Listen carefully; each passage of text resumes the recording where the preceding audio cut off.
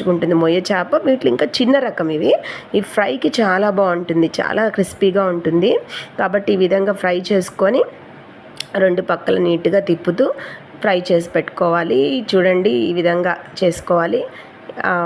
బాగా బ్రౌన్గా వచ్చేటట్టు 2 సైడ్లు డీప్గా వచ్చేటట్టు మనం చూసుకోవాలి. ఆ తర్వాత ఇంకేంటంటే ఇంకా మనం దీన్ని ఒక బౌల్లోకి, ఒక డిష్లోకి తీసుకొని సర్వ్ చేసుకోవచ్చు. నేనైతే ఇక్కడ ఇట్లా చూసి ఉంటారు మీరు, గార్నిషింగ్ లాగా చేశాను. ఈ ఫ్రై ఫిష్ అంతా తీసి కొంచెం గార్నిషింగ్ చేశాను. పచ్చిమిరపకాయలు, కొరియాండర్ లీవ్స్ ఇవన్నీ పెట్టి నీట్గా గార్నిషింగ్ చేశాను. ఆనియన్ స్లైసెస్ అంతా.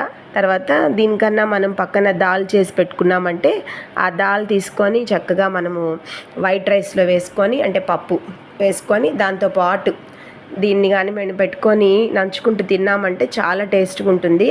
ఈ కలర్లోకి వచ్చేదాకా మనము